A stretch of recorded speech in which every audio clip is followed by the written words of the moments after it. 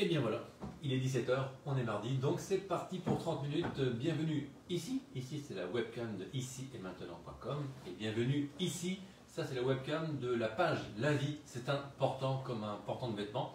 Et puis ceux qui n'ont pas l'image, ni qui ont le son, l'écoutez sur 95.2 ou peut-être sur la radio ici et maintenant.com sans mettre la petite caméra, peut-être que vous êtes concentré par ailleurs. Donc vous n'avez que le son. 17 h, notre rendez-vous hebdomadaire c'est maintenant. Pour parler aujourd'hui d'un nouveau thème, que je l'avais annoncé la semaine dernière. Le nouveau thème, quel est-il? Aujourd'hui, je parle de l'expérience. Et oui, je parle de l'expérience. L'expérience, quelle que c'est? Si je parle de mon spectacle, de mon concept, la vie c'est important. Pour ceux qui le découvrent, pour ceux qui ne le connaissent pas, je pars du postulat que l'habit fait le moine. Et chacun des personnages que je joue, chacune des histoires que je raconte, en m'habillant, en me déguisant. D'ailleurs, aujourd'hui, on est mardi gras. On est mardi gras, donc c'est un peu la bonne journée pour se déguiser. Chacun des personnages est un prétexte pour accéder à une méthode de travail sur soi que j'ai simplifiée, que j'ai vulgarisée, que j'ai rendue la plus accessible possible. Donc chaque personnage, chaque histoire, chaque storytelling est une porte d'entrée. Et donc chacun des histoires, chacun des personnages peut raconter une expérience. On a tous des choses à raconter. Les aînés racontent des choses aux plus jeunes, mais les plus jeunes d'entre eux, ou même les plus jeunes aux plus anciens. Tiens, j'ai vécu ça ce matin à l'école, il s'est passé ça dans les transports, etc. Ce sont des expériences. Donc, est-ce que l'expérience c'est que ça, ou est-ce que c'est beaucoup plus d'autre chose? On va, comme d'habitude, définir le terme avant de savoir de quoi on parle. Et puis après, je vais vous donner quelques petits points de vue. Vous pourrez interagir, vous pouvez téléphoner. Le numéro, vous le connaissez, je vous le redonne. 08 92 23 95 20. 08 92 23 95 20 pour réagir et interagir sur l'expérience. Alors l'expérience, ce postulat d'expérience, de quoi je parle quand je parle d'expérience? La semaine dernière on avait parlé du partage, c'était la semaine d'avant, on avait parlé de l'espoir. Oui, l'espoir.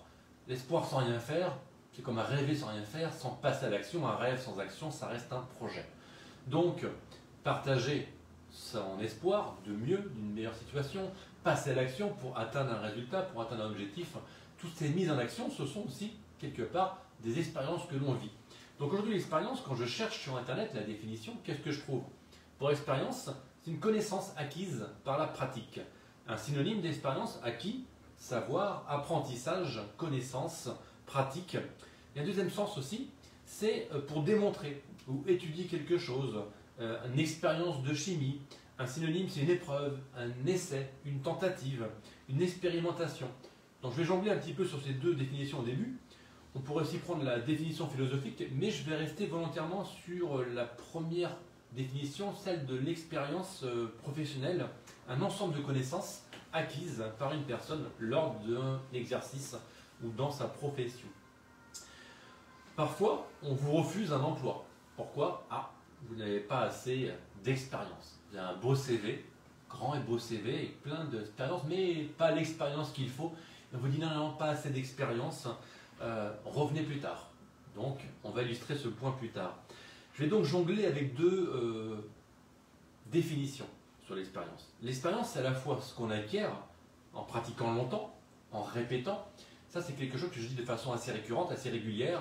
Un apprentissage, c'est quoi? C'est répéter, répéter, répéter. Il n'y a pas d'apprentissage sans répétition. Plus je vais répéter, plus je vais progresser, quel que soit le type d'apprentissage. Et donc plus je vais répéter, plus je vais devenir expert et acquérir de l'expérience. Donc l'expérience s'acquiert par la répétition. Mais l'expérience, c'est aussi ce qui consiste à expérimenter, à essayer, à tenter, à s'autoriser, à se tromper. Pour apprendre, on peut apprendre par l'erreur, on peut apprendre par l'expérience. Donc l'expérience, vous avez bien compris, c'est deux définitions à la fois. C'est à la fois le fait de répéter, répéter, répéter, et c'est à la fois le fait d'obtenir une certaine compétence dans un certain niveau, dans une certaine situation. Donc, c'est autant, pour résumer, ce que l'on fait à l'instant T. On vit une expérience. Là, je suis en train de faire une expérience radiophonique avec vous. Je vis quelque chose à l'instant T. Mais c'est aussi notre capacité à la faire avec un haut niveau d'expertise. Plus on fait, plus on répète, et plus on acquiert cette expérience. Donc, je vis une expérience, et si je renouvelle cette expérience, j'obtiens de l'expérience. Je ne sais pas si vous me suivez. L'expérience dans l'expérience. La vie, c'est important, je le dis souvent, mais la vie est faite d'expérience. Il n'y a pas de bonne et de mauvaise expérience, on va le préciser. On en vit tous les jours, dans n'importe quelle situation. Et la vie nous offre plein d'occasions de travailler et de vivre des expériences dans plein de domaines différents. Quelque part, toute expérience, chaque situation est une expérience à vivre. Être en capacité d'apprendre, être en capacité de vouloir expérimenter, est pour moi, à mes yeux, synonyme d'une certaine posture, d'un certain état d'esprit et d'une certaine curiosité.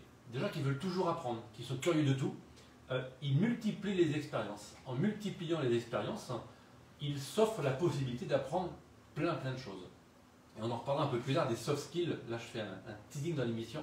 C'est un terme qu'on entend de plus en plus souvent dans le monde corporel, dans le monde de l'entreprise, dans les recherches d'emploi. C'est quoi tes soft skills? Et bien, j'en reparlerai par rapport à cette expérience. Donc, je pense d'ailleurs, et ça n'engage que moi, que vouloir apprendre, vouloir expérimenter, vouloir tenter plein de choses, c'est une façon quelque part de rester jeune d'esprit. Celui qui apprend tout le temps, je n'ai pas la citation précise d'Henry Ford, mais je crois que tant qu'on reste enfant, tant que l'on apprend, quelque part on est vivant. Je ne sais pas si c'est ça pour mot, mais je vous la rechercherai. Et tiens, je m'engage à la mettre dans la description de la vidéo sur YouTube. Et en fait, plus vous apprenez, plus vous restez un enfant, excusez-moi, et plus vous êtes dans l'expérience. Donc l'expérience permettrait de rester jeune. Je vous laisse avec cette idée, expérimenter. Plus on fait de choses, plus quelque part j'en ai vivant, et moins on est sédentaire. Et Dieu sait si en ce moment on a le droit de faire, on a le droit et on a besoin de faire plein de choses pour être dans l'action. Alors, excusez-moi, quelques exemples, quelques réflexions. L'expérience, comme je l'ai posé à chaque fois, chaque veille d'émission sur LinkedIn, je fais un petit post et j'ai dit à quoi ça sert? Pourquoi en avoir de l'expérience? Comment en avoir? Est-ce que c'est important? Ou important, je vous laisse l'écrire comme vous voulez. Est-ce qu'il y a de bonnes et de mauvaises expériences? Alors forcément, il y aura toujours des extrêmes que je vais volontairement éviter de citer lors de cette émission, mais on pourrait très bien téléphoner pour dire oui, moi j'ai vécu une très mauvaise expérience en vivant ceci ou cela. Ok, il y a plein d'extrêmes, quelle que soit la thématique que j'aborde, on peut toujours l'aborder d'une façon extrémiste, et volontairement, je n'irai pas sur ce terrain-là. Donc, bonne et mauvaise expérience, oui, il y en a forcément, mais ça va dépendre de chacun. Une bonne expérience pour moi peut être une mauvaise expérience pour quelqu'un d'autre. Rappelez-vous du curseur, cette notion que j'emploie dans X thématique, c'est quel recul je prends par une situation, comment je le vis, comment je le perçois. Il y a des choses que je peux partager à la radio, on a le droit de ne pas être d'accord avec moi, mais c'est mon point de vue. C'est ma façon de vivre l'expérience, c'est la façon de le verbaliser, de vous le partager, qui fait que, bah, tiens, oui, moi je l'ai vécu comme ça, d'autres peuvent le vivre différemment. Donc l'expérience, il y a sous-entendu de vécu, d'interprétation. Et la capacité, je pense, à relativiser nous permet de vivre les expériences différemment. Et ça me renvoie à la fameuse métaphore qu'on emploie très souvent, l'illustration du verre à moitié plein et du verre à moitié vide. La bonne expérience pour l'un, la mauvaise expérience pour l'autre. Dans une situation donnée, qu'est-ce que je vois? Qu'est-ce que je ressens? Qu'est-ce que j'ai envie de dire et qu'est-ce que je retiens? Ah bah tiens, c'était une bonne expérience. Ou à l'inverse, j'ai pas aimé du tout cette situation, j'espère ne jamais revivre cette expérience. En l'occurrence, là, c'est une mauvaise expérience. La mauvaise expérience d'aujourd'hui peut devenir, entre guillemets, la bonne expérience de demain, d'après-demain. Puisque je pense qu'on apprend dans chaque situation, donc dans chaque expérience. Et si quelque chose ne m'a pas plu, suite à une discussion, suite à une... j'ai pas d'exemple précis, mais prenez l'exemple que vous voulez. Comment dire, une déception, une désillusion, un échange qui ne se passe pas très bien avec quelqu'un. Voilà, c'est une expérience comme une autre. Mais sur le recul, il y a forcément des enseignements à en tirer. Dans chaque expérience, il y a un enseignement. Et ce que je veux en retirer dans 2 jours, dans 6 mois, dans 1 an, ah tiens, j'avais vécu ça. Je me rappelle, et j'ai compris ça en vivant cette situation. Et donc du coup, en vivant cette expérience, je retiens une certaine interprétation, une certaine conclusion. Et ça aussi, c'est l'expérience. Avant de faire les citations, les expressions en fin d'émission, j'ai trouvé cette citation d'ailleurs, pour moi, elle était de quelqu'un d'autre. Donc je vais vous dire de qui je pensais qu'elle était. Là, c'est Aldous Huxley, je ne connaissais pas. L'expérience, ce n'est pas ce qui nous arrive, mais ce que nous faisons de ce qui nous arrive. Et moi, la définition ou l'interprétation ou la citation proche que je connaissais, c'était celle-ci. Ce n'est pas ce qui vous arrive qui est le plus important, mais ce que vous faites de ce qui vous arrive. Ce qui veut dire que ce n'est pas l'expérience, ce n'est pas la situation le plus important, c'est qu'est-ce qu'on en fait de cette situation. Ce n'est pas ce qui vous arrive qui est le plus important, mais ce que vous faites de ce qui vous arrive. Cette citation est W. Mitchell. Je pense que j'ai déjà parlé de ce conférencier américain, conférencier motivateur, ancien membre des corps marines aux États-Unis, victime de brûlures incroyables, paraplégique. Allez voir donc W, Mitchell, M-I-T-C-H-E-2-L. Vous verrez à quel point ce monsieur a vécu des expériences incroyables. Il a transformé ses histoires, ses chaos de vie, ses accidents de la vie, ses mauvaises expériences quelque part, il les a transformées pour en faire des conférences très très impactantes aujourd'hui. Donc dans la vie, il y a forcément des expériences qui marquent, en l'occurrence pour W. Mitchell, vous comprenez pourquoi ça marque, je pourrais faire une émission entière sur lui. Il y a des expériences dont on ne sort pas indemne. Là, je fais une petite dédicace à Philippe Croison. Philippe Croison, vous le connaissez forcément, amputé des 4 membres. C'est celui qui a traversé la Manche il y a 10 ans. C'était en 2010, je crois, 2011, je crois que c'est 2010. Bref, allez voir son parcours. Bon, il fait partie des gens qui sont très inspirants. Je n'ai pas eu l'occasion encore de le rencontrer dans la vraie vie, mais on est en contact assez régulier. Donc ça viendra. Lui, il a vécu une expérience incomparable. Un accident de la vie incomparable. Et aujourd'hui, il en a fait la force, ce qu'il diffuse au quotidien, dans ses conférences, dans ses bouquins, et bien il a transformé tout ça. Donc là, c'est peut-être un exemple extrême pour le coup, mais dans chaque expérience, essayez de voir ce que vous pouvez retenir, ce que vous pouvez en faire de cette expérience pour transformer votre vie. Alors je dis souvent qu'il n'y a pas de bonne recette. La bonne recette, c'est quoi? C'est celle qui fonctionne. Donc il n'y a pas de bonnes expériences. L'expérience, c'est celle où je vais pouvoir retirer quelque chose, où il y aura un enseignement intéressant, où il y aura un avant et un après. Donc l'expérience, voilà, je le vis plus ou moins agréable, mais qu'est-ce que je peux en retirer? Si je ne retire aucun enseignement de n'importe quelle expérience, le danger, c'est de reproduire la même chose. C'est très récemment sur une émission où j'ai parlé de la définition de folie d'Einstein. C'est quoi la folie selon Einstein? C'est de refaire toujours les mêmes choses en espérant un résultat différent. Refaire toujours les mêmes choses en espérant un résultat différent. Ça, ce serait la définition de la folie selon Einstein.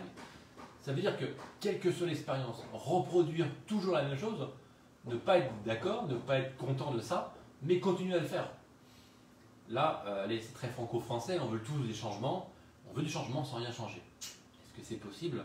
Je vous laisse trouver la réponse. Donc, à quoi sert l'expérience? L'expérience nous instruit sur l'existence d'une certaine réalité. Ah, en vivant quelque chose, face à cette expérience, je comprends une certaine réalité. L'expérience en même temps nous fait connaître donc ce réel, et l'expérience nous fait connaître à la fois nous-mêmes. Lorsque je vis quelque chose, j'apprends sur moi-même. En étant confronté à une situation, j'apprends, forcément. J'apprends dans chaque situation si je veux bien apprendre.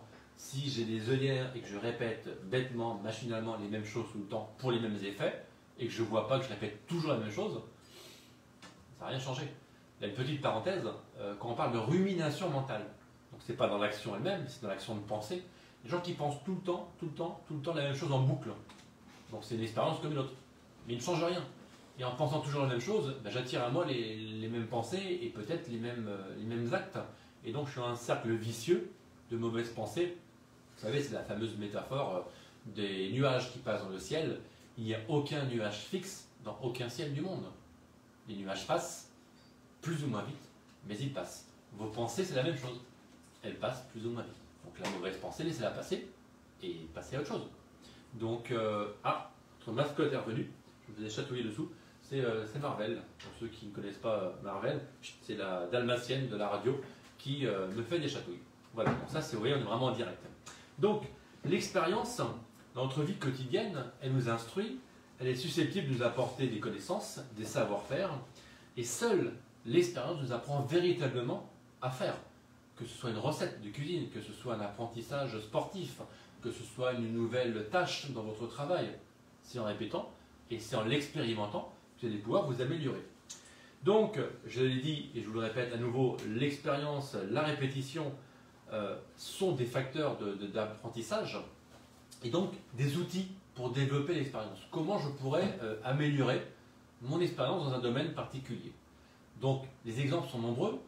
Un parmi d'autres qu'on peut trouver, c'est le bénévolat, tout simplement. Le bénévolat peut vous permettre d'expérimenter une fonction dans une certaine situation, apporter votre aide à quelqu'un, à un organisme, à une fondation, peu importe, vous allez vivre une expérience et développer des situations de bénévolat permet de développer l'expérience. Puisque j'ai parlé de CV au début de l'émission, le CV, mettre en avant des actions de bénévolat, ça peut être bien vu également. Essayer de se tromper. Je disais donc que autoriser à se tromper, c'est vivre une expérience. S'interdire l'erreur et s'interdire de rentrer dans l'action, c'est la meilleure façon de ne pas apprendre.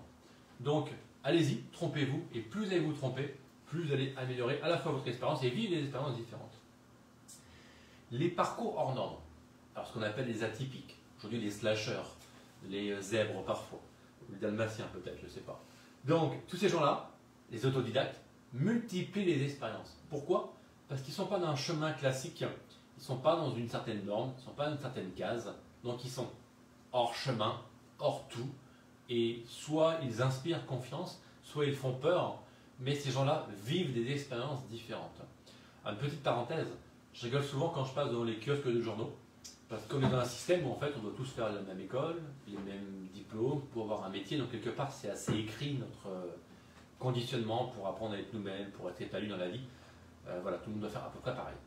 Sauf que dans les colonnes devant les kiosques à journaux, qu'est-ce qu'on voit sur les couvertures de magazines? On voit des autodidactes, on voit des parcours hors du commun, on voit des gens qui n'ont pas fait comme tout le monde. Donc c'est un petit peu, ça me fait doucement rigoler, puisqu'en fait on va vous vendre des journaux avec regardez ce qu'il a fait, il est extraordinaire, il a fait un truc que personne n'avait fait avant lui. Et à côté de ça, on est dans un système, il faut qu'on fasse tous la même chose. Donc là c'est aussi mon point de vue. Le droit de ne pas être d'accord, 08 92 23 95 20, 08 92 23 95 20, pour partager à l'heure miroir, 17h17, votre point de vue sur l'expérience. Après, il y a l'apprentissage plus académique. Donc là, c'est peut-être plus l'ancien prof qui parle. L'apprentissage de l'école, la transmission de savoir. Donc là, l'expérience, on l'apprend aussi de certaine façon. On apprend quand même des choses à l'école. Je ne dis pas que l'école ne sert à rien. Je dis juste que le système éducatif n'a pas évolué autant que la société. Aujourd'hui, il y a plein de façons différentes d'apprendre, d'acquérir de l'expérience. Je ne dis pas que l'école n'est pas bien, mais peut-être qu'il y a des alternatives qui peuvent être intéressantes pour d'autres personnes. Il y a cet apprentissage aussi informel. Ce n'est pas forcément celui de l'école. L'apprentissage informel, c'est quoi? C'est ce qu'on apprend tous les jours, dans les rencontres, dans les situations, avec les voisins, les amis, la famille, le travail, dans la vie quotidienne, associative, artistique, la vie sportive. Tous ces apprentissages informels sont aussi des expériences qu'il faut valoriser. Puis je reparle du CV. Mettez en avant plus d'expériences. N'oubliez jamais quelque part de lister tous les apprentissages informels de votre vie. Parce que souvent, quand on dit bah, « j'ai pas d'expérience », on a beaucoup plus d'expérience que l'on croit. Retournez-vous, façon de parler, sur votre parcours, à l'âge que vous avez, et voyez ce que vous avez fait il y a 1 an, il y a 5 ans, il y a 10 ans, dans votre enfance, dans différents milieux, j'ai dit associatifs, artistiques, etc. On se rend compte que quand on se pose, pour se poser cette question-là, on a fait beaucoup plus de choses que l'on pense. Et les expériences sont diverses. Donc pour ceux qui ont du mal dans cette période particulière, pour trouver un emploi par exemple, pour valoriser un CV, prenez le temps de chercher des expériences que j'appelle moi les apprentissages informels. Et c'est là du coup la transition, j'en ai parlé il y a quelques minutes, des soft skills. Alors petit rappel pour ceux qui ne connaissent pas, c'est un mot qu'on emploie beaucoup, et dans les CV, tiens, qu'est-ce qu'il a mis comme soft skills? Les soft skills, c'est des compétences comportementales qui intéressent de plus en plus les entreprises, les recruteurs.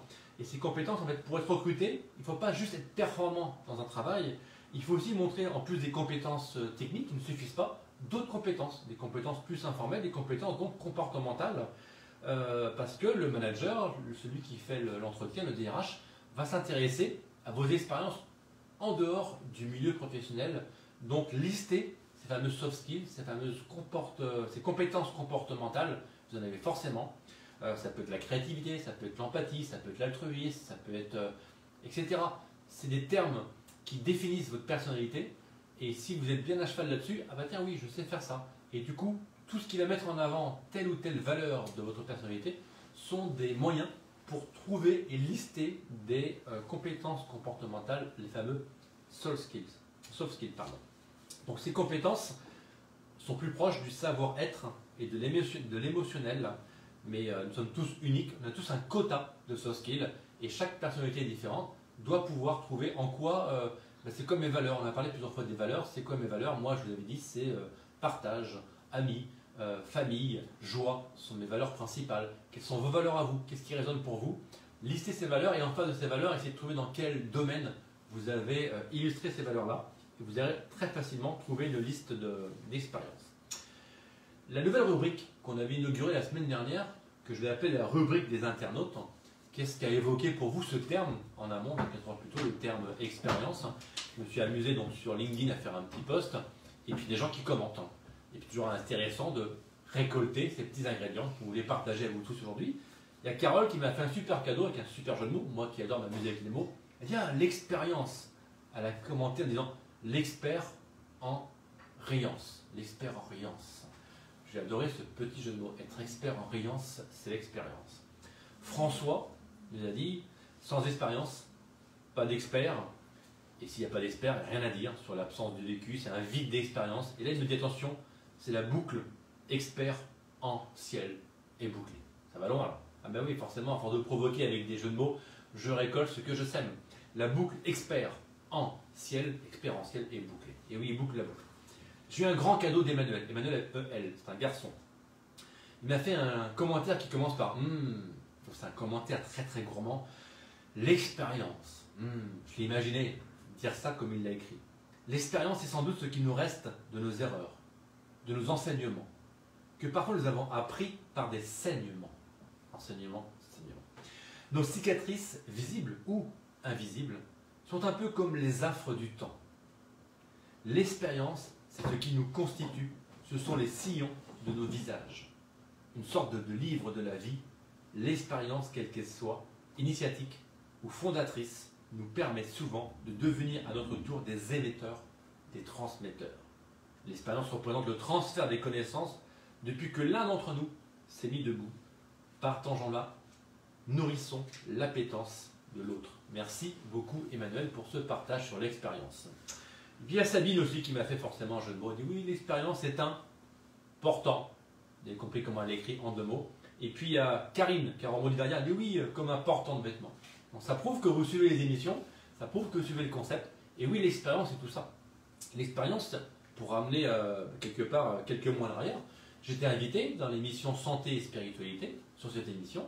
Et puis à la fin de l'émission, on m'a dit tiens Olivier, ça te dirait de passer de invité à animateur? J'ai dit quoi? J'ai dit chiche. Et puis c'est comme ça quelque part que je me retrouvais avec vous tous les mardis. Donc c'est une expérience que je vis en partageant ces moments tous les mardis. Et j'ai pris un petit peu mes repères, mes habitudes. Donc je suis un peu plus à l'aise que 5, 6, 7 mois en arrière. Parce qu'il y a 7 mois en arrière, je ne connaissais pas cet exercice. Mais en osant essayer, en me confrontant à cette insécurité, rappelez-vous, c'est dans l'insécurité qu'on apprend. On vous parle souvent de cette fameuse zone de confort. Quand c'est confortable, c'est plus compliqué d'apprendre. Plus je suis dans l'insécurité, plus je suis en danger et plus je me confronte à l'apprentissage. Et quand ça devient difficile, j'expérimente et j'acquiers de l'expérience. Quelques citations, quelques expressions à retrouver dans la description de la vidéo, donc sur YouTube. Je mets toujours les descriptions, vous retrouvez tout le temps les différentes citations et proverbes que je peux citer. Donc, des expériences. On parle souvent, et de plus en plus, de l'expérience client. L'expérience client, tiens, un expert à qui je pense, c'était pas prévu, mais je pense à lui, Guy Burkhardt. Guy Burkhardt, vous irez voir, c'est un conférencier belge, expert dans l'expérience client. L'expérience client, c'est, il y a plein de facteurs à améliorer. C'est l'écoute, c'est créer du lien émotionnel, c'est comprendre ses clients. C'est un ensemble de choses qui fait que dans l'accueil et dans la relation, de la vente, du service après-vente, etc., tout ça, ça englobe l'expérience client. Et de nombreuses entreprises aujourd'hui travaillent sur l'expérience client pour fidéliser et pour développer leur clientèle. Donc c'est un terme particulier et un domaine particulier de l'expérience. Et puis il y a, comment dire, une citation où le mot expérience n'apparaît pas, mais quelque part il est non dit. C'est en forgeant qu'on devient forgeron. Tout le monde connaît cette expression. C'est un proverbe. C'est en forgeant qu'on devient forgeron. C'est en faisant qu'on apprend à faire mieux. C'est en expérimentant qu'on expérimente et qu'on devient de plus en plus expert, entre guillemets, et de plus en plus compétent. Donc l'expérience, vous l'avez compris, c'est à la fois faire, et c'est à la fois obtenir un niveau dans une certaine tâche. Allez, quelques citations. L'expérience est le nom que chacun donne à ses erreurs. Ouais, ça peut être pratique, non, c'est pas des erreurs, c'est de l'expérience. Ça, c'est de Oscar Wilde. L'expérience est le nom que je donne, que chacun donne à ses erreurs. À la source de toute connaissance, il y a une idée. une pensée, puis l'expérience vient confirmer l'idée. Ça, c'est de Claude Bernard. Je leur fais la source de toute connaissance. Il y a une idée, une pensée, puis l'expérience vient confirmer l'idée. Donc ça rejoint un peu ce que je viens de dire juste avant. C'est en faisant qu'on apprend, c'est en forgeant qu'on devient forgeron. L'expérience sous-entend qu'il faut répéter, répéter. J'ai beau avoir l'idée, rappelez-vous la semaine dernière c'était l'espoir je crois. L'espoir, un rêve, une idée. Et si je fais rien, il ne se passe rien. Il n'y aura pas de changement, il n'y aura pas de résultat, il n'y aura pas d'action particulière avant. Donc la mise en action sous-entend un résultat. Et donc l'expérience, quand je passe de l'idée à la mise en action, ça me donne un résultat. Et ce résultat peut me faire avoir une certaine expérience. Une citation d'Emmanuel Kant. Ce n'est pas le même Emmanuel que celui qui a fait le long partage hier sur LinkedIn, c'est un autre. Kant. Chronologiquement, aucune connaissance ne précède en nous l'expérience. Et c'est avec elle que tout commence. Elle est forte celle-ci. Écoutez bien. Chronologiquement, aucune connaissance ne précède en nous l'expérience. Et c'est avec elle que tout commence. Exactement ce que je vous dis depuis quelques minutes. C'est qu'en fait, dans l'ordre du temps, chronologiquement, il n'y a pas de connaissance sans expérimenter. Il n'y a pas de connaissance sans passer par l'expérience, sans vivre la situation. Donc, quelle que soit la situation dans laquelle vous pensez, vivez-la, agréable, pas agréable, bonne, mauvaise, mais en vivant la situation, en vivant l'expérience, je vais en retirer une connaissance. Une citation, une autre, la vie est un livre plein de questions et les réponses ne peuvent être trouvées que par l'expérience. J'aime bien celle-ci, la vie comme un livre, et en fait les réponses, c'est l'expérience. C'est de Sergio Bambaren. Quelques citations encore, la vie n'est pas recherche d'expérience, mais de soi-même, de César et Pavese.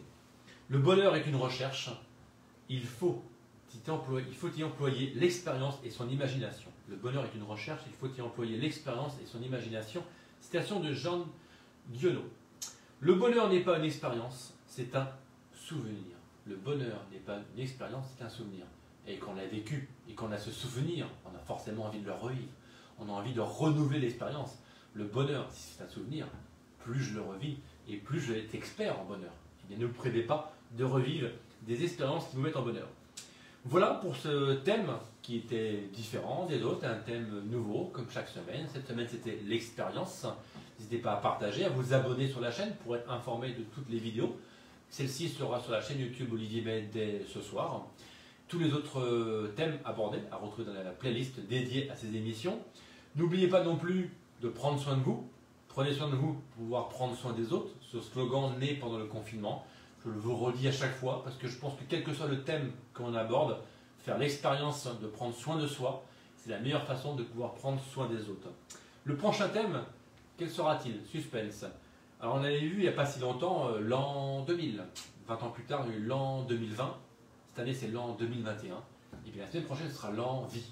Et ouais, l'an vie. Ça va faire rigoler Morgane. Voilà, désolé. Je rends l'antenne. Prenez soin de vous pour pouvoir prendre soin des autres. Vivez plein d'expériences. Vous allez apprendre plein de choses. Plus on en vit et plus on acquiert d'expériences. C'est magique. C'est un cercle vertueux. Belle soirée. Ciao. L'envie. Bien joué. L'envie. C'est la semaine prochaine. Après l'an 2020. L'an 2021. L'envie.